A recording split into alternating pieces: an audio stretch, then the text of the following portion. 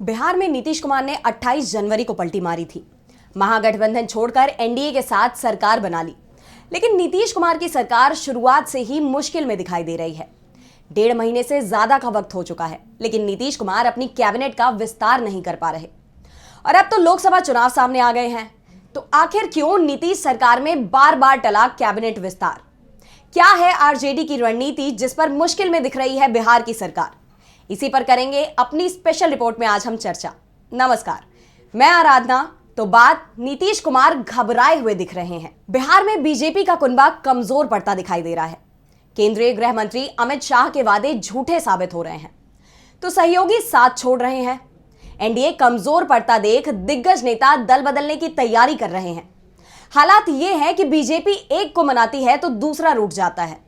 रूठने मनाने के इस खेल में बीजेपी ना तो अब तक बिहार से किसी उम्मीदवार के नाम का ऐलान कर पाई और ना ही सीटों की स्थिति साफ कर पाई है। पिछले साल 2 अप्रैल को केंद्रीय गृह मंत्री नवादा पहुंचे थे। मंच से बड़े बड़े दावे कर रहे थे। बीजेपी कार्यकर्ताओं से कह दिया कि इस बार यहां से बीजेपी के उम्मीदवार चुनाव लड़ेंगे, तैयारी शुरू करो, उसे जिताकर दिल्ली भेजना है। बीजेपी के कई नेताओं ने तैयारियां शुरू कर दी, लेकिन अब कहा जा रहा है कि बीजेपी ने नवादा सीट चिराग पासवान की पार्टी को सौंप दी है। तो नवादा बीजेपी के नेता सवाल कर रहे हैं कि अमित शाह ने वादा किया था या जुमला फेंका था। फिलहाल तो अमित शाह का वादा झूठा साबित होते दिखाई दे रहा है, क्योंकि इस बार भी नवादा सीट से बीजेपी उम्मीदवार चुनाव नहीं लड़ रहा है। दावे तो बहुत हो रहे हैं, लेकिन पूरे नहीं हो पा रहे। 28 जनवरी को जब नीतीश कुमार ने पलटी मारी, महागठबंधन छोड़कर बीजेपी के साथ सरकार बनाई, तो दावा किया गया कि जल्दी ही कैबिनेट विस्तार करेंगे। कैबिनेट विस्तार के लिए इसके बाद तारीख पर तारीख दी गई। अब तो हालात ये हो गए हैं कि सुबह खबर फ्लैश होना शुरू हो जाती है कि आज शाम को नीतीश कैबिनेट का विस्तार किया जाएगा, और दोपहर को खबर आती है कि विस्तार टाल दिया गया है। इस बीच कैबिनेट विस्तार को लेकर जो खबरें आ रही हैं, उसमें कहा जा रहा है कि ना तो बीजेपी चाहती है कि चुनाव से पहले कैबिनेट विस्तार हो, और ना ही जेडीयू ऐसा चाहता है। लेकिन दोनों ही दलों के विधायकों का दबाव है कि जल्दी कैबिनेट विस्तार किया जाए। इसी के चलते पटना से लेकर दिल्ली तक हलचल मची हुई है। दरअसल बीजेपी और जेडीयू विधायकों को एहसास है कि अब लोकसभा चुनावों का ऐलान कभी भी हो सकता है। इसलिए वो चाहते हैं कि चुनावों का ऐलान हो, उससे पहले कैबिनेट विस्तार हो जाए। लेकिन बीजेपी और जेडीयू को इस बात का भी एहसास है कि जैसे ही कैबिनेट विस्तार होगा, पार्टी में बगावत हो जाएगी, और इसी बगावत के डर से अभी तक कैबिनेट का विस्तार नहीं किया गया है। आरजेडी के प्रवक्ता मृत्युंजय तिवारी ने तो यहां तक कह दिया कि जिस दिन कैबिनेट विस्तार होगा, उसके 2 दिन बाद ही सरकार चली जाएगी। मृत्युंजय तिवारी ने तो कहा कि बिहार में एनडीए ने सरकार तो बना ली है, लेकिन मंत्रिमंडल का विस्तार नहीं हो रहा। अब तो दिन की शुरुआत ही इस खबर से होती है कि आज कैबिनेट का विस्तार होगा, बाद में इसके टलने की खबर आ जाती है। इससे पता चलता है कि एनडीए के अंदर सिर्फ फुटअव्वल है। जिस दिन बिहार में मंत्रिमंडल का विस्तार होगा, उसी दिन बिहार में सरकार चली जाएगी। इसका एहसास बीजेपी और जेडीयू दोनों को है। दरअसल पिछले 3 दिन से रोज यह खबर सामने आ रही है कि बिहार में कैबिनेट विस्तार होने वाला है। आज सुबह से भी इस तरह की खबरें चल रही हैं। वैसे कैबिनेट विस्तार लटका हुआ क्यों है, इस पर भी सवाल उठ रहे हैं। मृत्युंजय तिवारी की बातों पर भरोसा किया जाए तो नीतीश कुमार को डर बगावत का ही लग रहा है। दरअसल नीतीश कुमार पहले से ही बीजेपी के दबाव में दिखाई दे रहे हैं। उनकी कार्यशैली पर भी इसका साफ साफ असर दिखाई दे रहा है। एनडीए में जो सीट बंटवारा हुआ, उसमें इस बार बीजेपी ने जेडीयू को बराबर का हिस्सा नहीं दिया है। अगर 2019 का लोकसभा चुनाव और 2020 का विधानसभा चुनाव देखें, तो लोकसभा चुनाव जो केंद्र की सरकार चुनने के लिए हुआ, वहां नीतीश ने बीजेपी से बराबर बराबर यानी 17 सीटें मांग ली।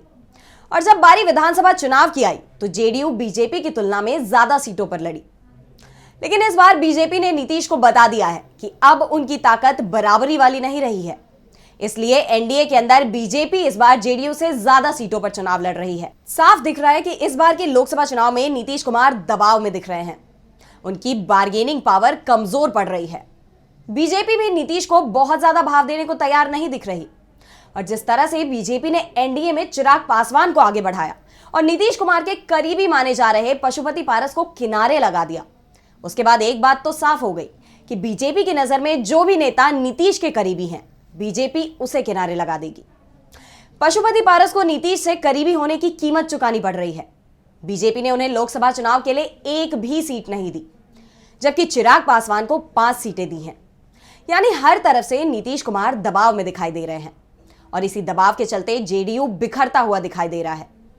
जेडीयू को बचाने के लिए ही नीतीश कुमार मंत्रिमंडल विस्तार का काम टाल रहे हैं, लेकिन अब इसे और टाल पाना उनके लिए भी मुश्किल हो गया है, जिसके बाद अब खबरें शुरू हो गई हैं कि मंत्रिमंडल का विस्तार हो रहा है।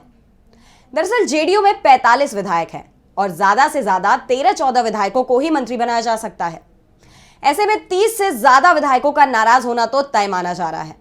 और सबसे बड़ी बात तो यह है कि आरजेडी की तरफ से जेडीयू विधायकों को खुला ऑफर दिया जा रहा है कि वो महागठबंधन में आते हैं तो उनके लिए लोकसभा के टिकट पर भी विचार किया जा सकता है।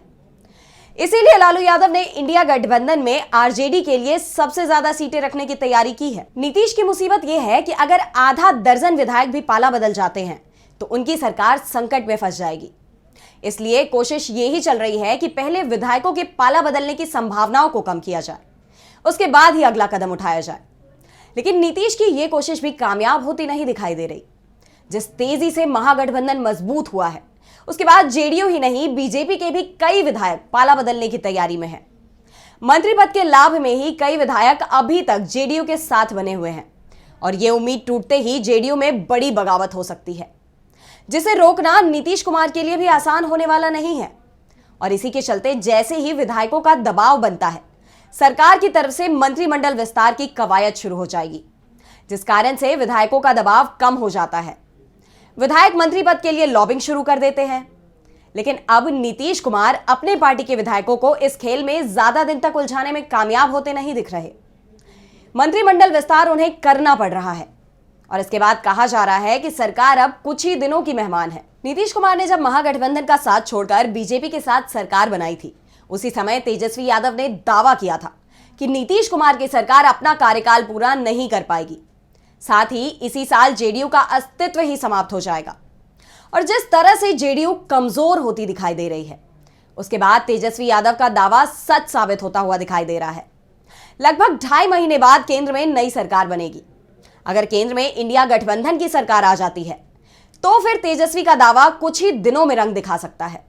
हमारी आज की स्पेशल रिपोर्ट में बस इतना ही। अगर आपको ये रिपोर्ट पसंद आई तो वीडियो को लाइक करना ना भूलें और चैनल को सब्सक्राइब कर लें। नमस्कार। हमारे चैनल से जुड़े रहने के लिए YouTube पर टाइप करें DB लाइव, सब्सक्राइब बटन को क्लिक करें और बेल आइकन को दबाना ना भूलें ताकि खबरें आप तक पहुंचती रहें।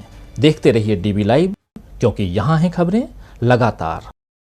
हमारे चैनल से जुड़े रहने के लिए YouTube पर टाइप करें DB लाइव, सब्सक्राइब बटन को क्लिक करें और बेल आइकन को दबाना ना भूलें ताकि खबरें आप तक पहुंचती रहें। देखते रहिए DB लाइव, क्योंकि यहाँ हैं खबरें लगातार।